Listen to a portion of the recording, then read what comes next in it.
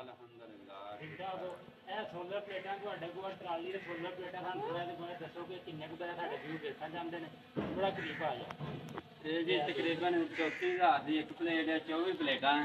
ਅੱਛਾ ਤਕਰੀਬਨ 10 ਲੱਖ ਦੇ ਏੜ ਗੇੜੇ ਆ ਠੀਕ ਤੇ 10 ਲੱਖ ਦੀ ਟਰਾਲੀ ਬਣੀ ਹੈ ਤੇ 20 ਲੱਖ ਦੇ ਵਿੱਚ 20 ਲੱਖ ਦੀ ਟੋਟਲ ਤੁਹਾਡੀ ਇਨਵੈਸਟਮੈਂਟ ਹੈ। ਹਾਂ। ਤੇ ਟੂਲ ਦੇ ਨਾਲ ਤੁਹਾਡਾ ਕਿੰਨੇ ਘੰਟੇ ਚੱਲਦਾ ਸੁਬਹ ਕਿੰਨੇ ਵਜੇ ਸਟਾਰਟ ਹੁੰਦਾ ਤੇ ਸ਼ਾਮ ਕਿੰਨੇ ਵਜੇ ਇਹ ਤੱਕ ਤਕਰੀਬਨ ਸਵੇਰ 9 ਵਜੇ ਚੱਲ ਪੈਂਦਾ ਤੇ ਸ਼ਾਮ ਦੇ 4 ਵਜੇ ਤੱਕ ਪਾਣੀ 9 ਵਜੇ ਆਪਣਾ 8 ਵਜੇ ਚੱਲ ਪੈਂਦਾ, 9 ਵਜੇ ਤੱਕ ਥੋੜਾ ਪਾਣੀ ਰਹਿੰਦਾ, 9 ਵਜੇ ਤੋਂ ਬਾਅਦ ਪੂਰਾ ਹੋ ਜਾਂਦਾ ਪਾਣੀ। ਉਧਰੋਂ 4 ਵਜੇ ਤੋਂ ਫਿਰ ਪਾਣੀ ਘਟ ਜਾਂਦਾ ਤੇ ਅੱਧਾ ਪੌਣਾ ਘੰਟਾ ਚੱਲਦੇ ਤੇ ਫੈਂਡ ਹੋ ਤੇ ਜਾਂਦਾ। ਸਾਨੂੰ ਚਲਾ ਕੇ ਦਿਖਾਓਗੇ ਹੁਣ ਫਿਰ? ਇਨਸ਼ਾਅੱਲਾ ਚਲਾ ਕੇ ਜੀ ਭਾਜੀ ਮੈਂ ਤੁਹਾਨੂੰ ਇੱਕ ਗੱਲ ਦੱਸਦਾ ਚਾਹਾਂ, ਜਦੋਂ ਇਹਨਾਂ ਨੇ ਪਲੇਟਾਂ ਲਾਈਆਂ ਸੀ ਉਦੋਂ ਦੀ ਕੀਮਤ ਜ਼ਿਆਦਾ ਸੀਗੀ।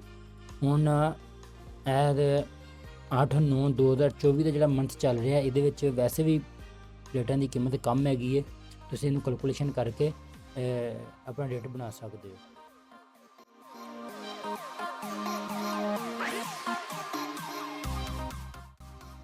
ਸਭ ਤੋਂ ਪਹਿਲਾਂ ਚੈਨਲ ਨੂੰ ਸਬਸਕ੍ਰਾਈਬ ਕਰੋ, ਉਸ ਤੋਂ ਬਾਅਦ ਕਮੈਂਟਸ ਵਿੱਚ ਆਪਣੀ ਰਾਏ ਜ਼ਰੂਰ ਦਿਆ ਕਰੋ। ਚਲੋ ਆਓ ਤੁਹਾਨੂੰ ਸੋਲਰ ਦੇ ਟੂਲ ਚਲਾ ਕੇ ਦਿਖਾਉਂਦੇ ਹਾਂ।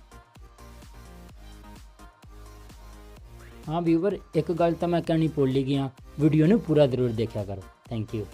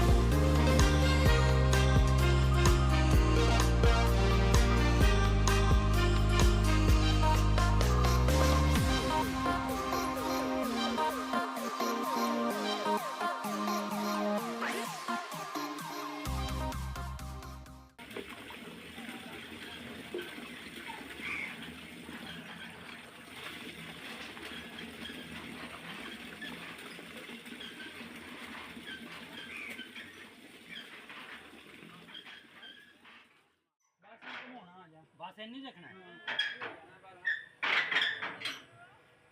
चलो जी चलो जी एक झटका और आ गया वाले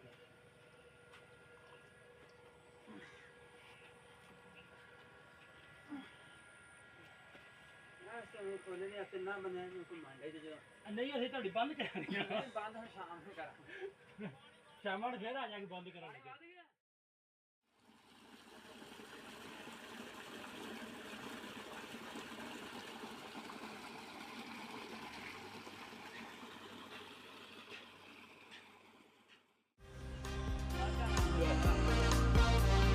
मनाली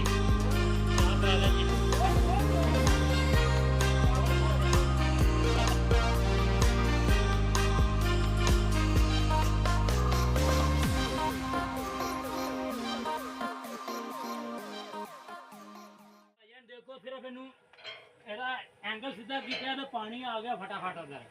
ये टाइम की है टाइम तकरीबन 8:15 का होया, ये 7:15 का 8 बज गए भाजी 8 बज गए ने ते इन्हें होर 10-11 घंटे बाद 9 बजे पूरा पानी होना जिन्ना बिजली का होंगे। हाँ जी फिर लाओ तो काजी हो रहा चलो ओके ओके ओके ओके ਤੇ ਇਹ ਬਿਜਲੀ ਦਾ ਜਿੰਨਾ ਪੂਰਾ ਪਾਣੀ ਕਰ ਜਾਣਾ ਹਾਂ ਮੁੜ ਕੇ ਸ਼ਾਮ 5 ਵਜੇ ਤੱਕ ਚੱਲਣੀ। ਵਾਹ ਕੀ ਬਾਤ ਹੈ। ਚਲੋ ਬਿਜਲੀ ਦਾ ਬਿੱਲ ਵੀ ਚਾਚਾ ਨੂੰ ਪੁੱਛਦੇ, ਪਹਿਲੇ ਕਿੰਨਾ ਹੁੰਦਾ ਸੀ ਹੁਣ ਕਿੰਨਾ ਹੁੰਦਾ ਹੈ? ਹਾਂਜੀ ਹੋਰ ਚਲੋ ਜੀ। ਉਹ ਬਸ ਓਏ ਟਰੈਕਟਰ ਆ ਗਿਆ ਅੱਗੇ। ਨਹੀਂ ਨਹੀਂ ਬਚ ਗਿਆ ਬਚ ਗਿਆ। ਇਹਦੇ ਫੰਕਸ਼ਨ ਦਿਖਾਈ ਦਿੰਦੇ ਨੇ ਵਿੱਚ ਜਿੱਥੇ ਵੱਜ ਆ ਭਾਜੀ ਆ ਟਰਾਲੀ ਨਾਲ ਲੱਗ ਗਈ। ਹੁਣ ਇਸ ਤੋਂ ਅੱਗੇ ਮਜ਼ੀਦ ਅਸੀਂ ਨਹੀਂ ਘੁਮਾ ਸਕਦੇ ਹਾਂ ਲੇਕਿਨ ਲੈ ਨਹੀਂ ਸਕਦਾ ਟਰੈਕਟਰ ਲਾ ਵੀ ਸਕਦੇ ਹਾਂ ਲੇਕਿਨ ਉਹ ਫਿਰ ਨਾ ਉਹ ਥੋੜਾ ਮੁਸ਼ਕਲ ਪੇਸ਼ ਹੁੰਦੀ ਬਾਅਦ ਚ। ਤੇ ਉਹਨਾਂ ਨੇ ਕਿਹਾ ਜੀ ਇੰਜ ਹੀ ਰਹਿਣ ਦਿਓ, ਉਹਨਾਂ ਨੇ ਇੰਜ ਹੀ ਟਰੈਕਟਰ ਸਮੇਤ ਹੀ ਲਾ ਲਿਆ। ਤੇ ਚਾਚਾ ਜੀ ਦੱਸੋ ਪਹਿਲੇ ਬਿਜਲੀ ਦਾ ਬਿੱਲ ਕਿੰਨਾ ਹੁੰਦਾ ਸੀ, ਹੁਣ ਬਿਜਲੀ ਦਾ ਬਿੱਲ ਕਿੰਨਾ ਹੁੰਦਾ ਤੁਹਾਨੂੰ? ਤੁਹਾਡੇ ਕੋਲ 4-5 ਮੋਟਰਾਂ ਵਾ ਤੇ ਪਤਾ ਲੱਗਾ ਟਰਾਲੀ ਉੱਧਰ ਵੀ ਲਾਇਆ ਹੁੰਦਾ ਤੇ ਇੱਧਰ ਵੀ ਲਾਇਆ ਹੁੰਦਾ।